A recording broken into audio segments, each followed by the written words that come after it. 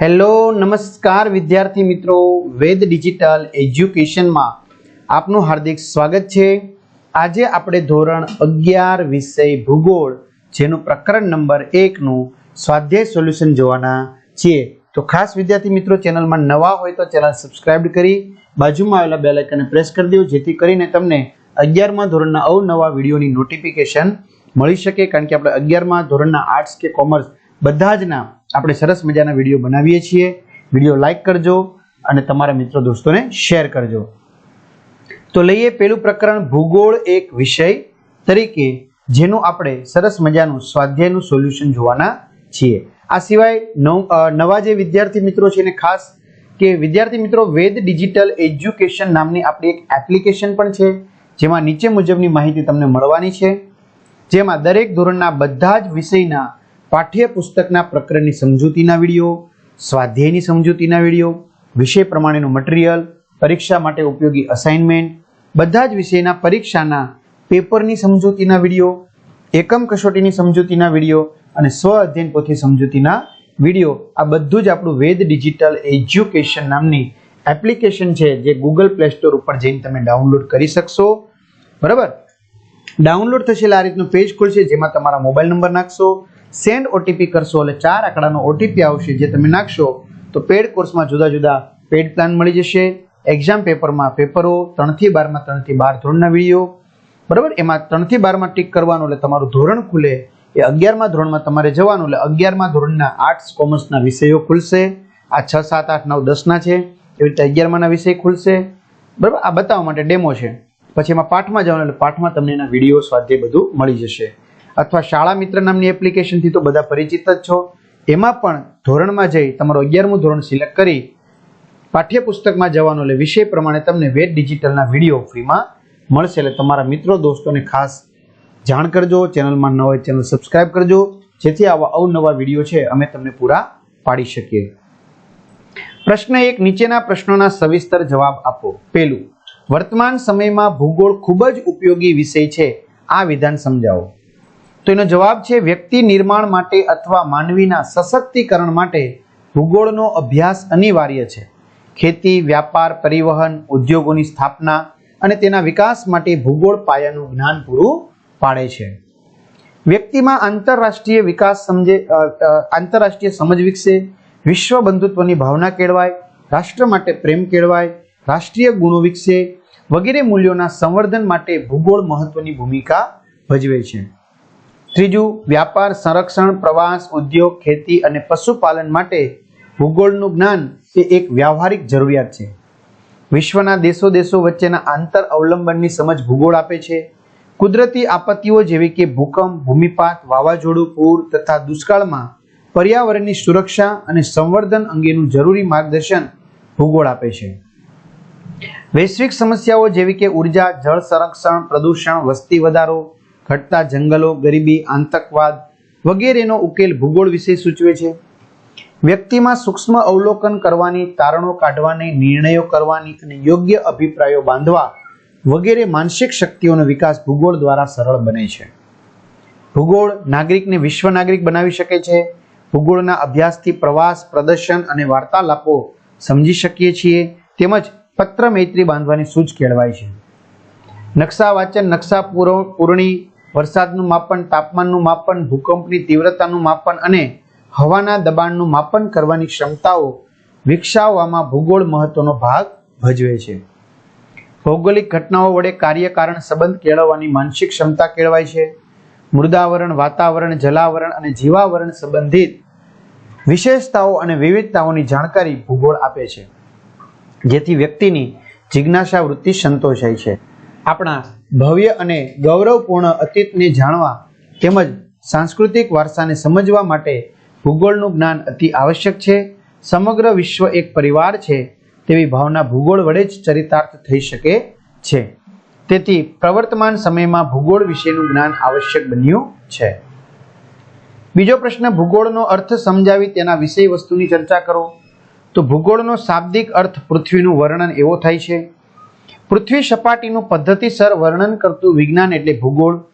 ભૂગોળ માટે જિયોગ્રાફી શબ્દ સૌ પ્રથમ ઈસવીસન પૂર્વેની 2જી સદીમાં ગ્રીક ભૂગોળવિદ ઇરેટોસ્થિનસે પ્રયોજ્યો હતો.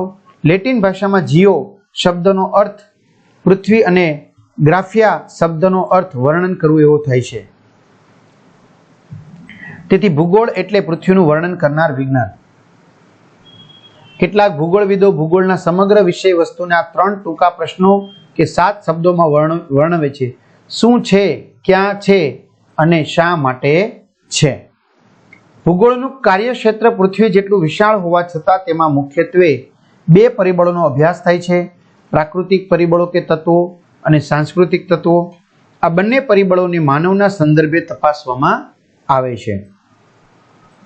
ભૂગોળમાં મૃદાવરણ, જલાવરણ, વાતાવરણ, જીવાવરણ અને નૃવંશાવરણનો સમાવેશ થાય છે. તેથી કહી શકાય કે આ 5 આવરણોનો અભ્યાસ કરતું વિજ્ઞાન એટલે ભૂગોળ. ભૂગોળ એક વિકસતું વિજ્ઞાન હોવાથી તેના અભ્યાસ ક્ષેત્રમાં અનેક નવી વિગતો અને બાબતોનો ઉમેરો થતો જાય છે. કાર્લ રિટર નામના જર્મન ભૂગોળવિદે કહ્યું છે કે ભૂગોળનો અભ્યાસ પૃથ્વીની સપાટીએથી શરૂ થાય છે, પરંતુ માનવજાત પાસે જેમ જેમ નિરીક્ષણ અને સંશોધનના સાધનો વિકસતા જશે તેમ તેમ ભૂગોળનું કાર્યક્ષેત્ર પૃથ્વી સપાટીથી વધુને વધુ ઊંચે અને વધુને વધુ ઊંડે સુધી વિસ્તરશે. ખાસ વિદ્યાર્થી મિત્રો, ચેનલમાં નવા હોય તો ચેનલ સબસ્ક્રાઇબ કરજો, જેથી 11મા ધોરણના તમામ વિષયોના આવા સ્વાધ્યાય સોલ્યુશનો તમને સરળતાથી પ્રાપ્ત થઈ શકે અને એપ્લિકેશનમાં જઈને પણ મેળવી શકશો. પ્રશ્ન 2, નીચેના પ્રશ્નોના મુદ્દાસર જવાબ આપો. જેમાં પહેલું, ભૂગોળની મુખ્ય પ્રશાખાઓ વિશે જણાવો. તો ક્રમબદ્ધ અથવા પદ્ધતિસર અભિગમના આધારે ભૂગોળના 4 પેટા વિભાગો નીચે મુજબ છે. પહેલું ભૌતિક ભૂગોળ, બીજું જૈવિક ભૂગોળ, ત્રીજું માનવ ભૂગોળ, ચોથું ક્રિયા અથવા તકનીક. પહેલું ભૂગોળ. ભૌતિક ભૂગોળના પેટા વિભાગો તો ભૂ સ્વરૂપ વિજ્ઞાન, સમુદ્ર વિજ્ઞાન, આબોહવા વિજ્ઞાન, જમીન વિજ્ઞાન અને જળ વિજ્ઞાન. જૈવિક ભૂગોળના પેટા વિભાગો પારિસ્થિતિક ભૂગોળ, વનસ્પતિ ભૂગોળ, પર્યાવરણીય ભૂગોળ અને પ્રાણી ભૂગોળ.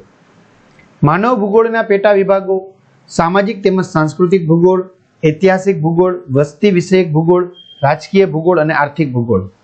ક્રિયા અને તકનીકી એટલે કે ભૌગોલિક પ્રવિધિઓ અને પ્રયુક્તિઓના પેટા વિભાગોમાં નકશા નિર્માણ, માત્રાત્મક તકનીક, ક્ષેત્રીય સર્વેક્ષણ અને ભૌગોલિક માહિતી. પ્રાદેશિક ભૂગોળની મુખ્ય ઉપશાખાઓ નીચે પ્રમાણે છે. પ્રાદેશિક અધ્યયન, પ્રાદેશિક વિશ્લેષણ, પ્રાદેશિક વિકાસ અને પ્રાદેશિક આયોજન. બીજો સવાલ, ભૌતિક ભૂગોળના પેટા વિભાગો જણાવી ટૂંકમાં તેમનું વર્ણન કરો. તો ભૌતિક ભૂગોળને 5 પેટા વિભાગોમાં વહેંચવામાં આવે છે. પહેલું ભૂ સ્વરૂપ વિજ્ઞાન કે શાસ્ત્ર, બીજું આબોહવા વિજ્ઞાન, ત્રીજું સમુદ્ર વિજ્ઞાન, ચોથું જમીન વિજ્ઞાન અને પાંચમું છે જળ વિજ્ઞાન. ભૂ સ્વરૂપ વિજ્ઞાનમાં પૃથ્વી સપાટી સ્તરના ભૂમિ સ્વરૂપો, તેમનું વિતરણ, ઉત્પત્તિ અને પ્રકાર વિશે માહિતી આપવામાં આવે છે. આબોહવા વિજ્ઞાનમાં વાતાવરણના સ્તરો, ઋતુઓ, વાતાવરણના ઘટકો અને તેના તત્વો જેવા કે તાપમાન, હવાનું દબાણ, પવનો, વૃષ્ટિ, વાદળો, ચક્રવાત તથા સ્થાનિક પવનોનો અભ્યાસ થાય છે. સમુદ્ર વિજ્ઞાન મહાસાગરોની ઉત્પત્તિ, ભરતી ઓટ, મહાસાગરોની ઊંડાઈ, મહાસાગરોના સ્થાન, પ્રવાહો, સમુદ્ર તળનું ભૂપૃષ્ઠ, સમુદ્ર જળની ક્ષારતા તથા મહાસાગરોની માનવ જીવન પર થતી અસરોનો અભ્યાસ કરે છે. જમીન વિજ્ઞાનમાં જમીનના પ્રકાર, નિર્માણ, વિતરણ, તેના લક્ષણો, ઉપયોગિતાનો અભ્યાસ થાય છે. જળ વિજ્ઞાન મહાસાગરો, સમુદ્રો, નદીઓ, સરોવરો, હિમનદીઓ વગેરેની જળ રાશિ અને તેની ભૂમિકા વિશે અભ્યાસ કરે છે. ત્રીજું માનવ ભૂગોળ, ટૂંકનોંધ લખો.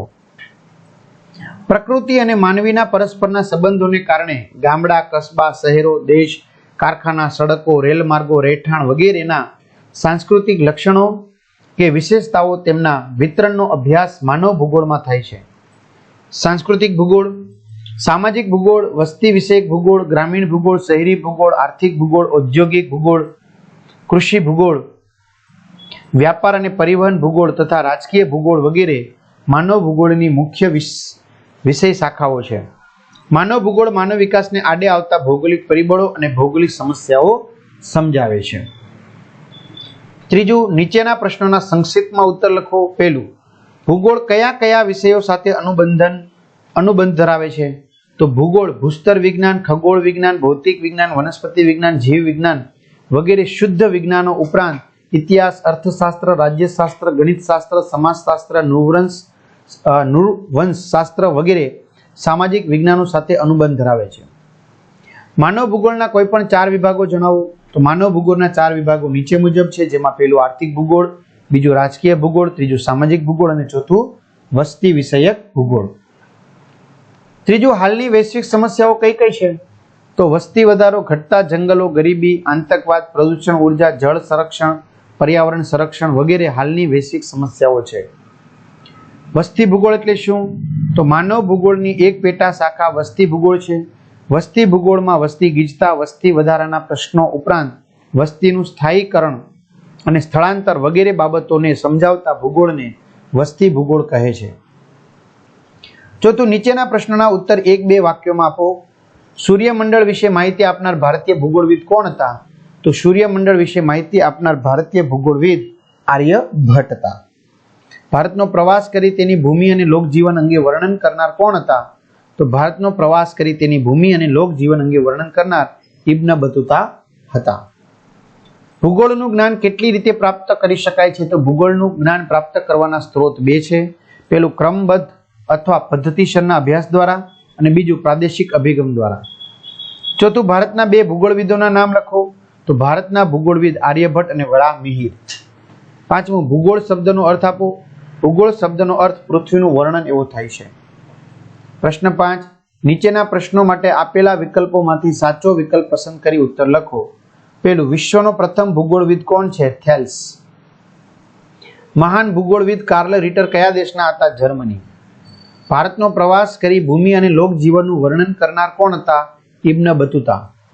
મેઘદૂતમની રચના કોણે કરી હતી? કવિ કાલિદાસ. તો આ રીતે સરસ મજાનું વિદ્યાર્થી મિત્રો આપણે સોલ્યુશન જોયું.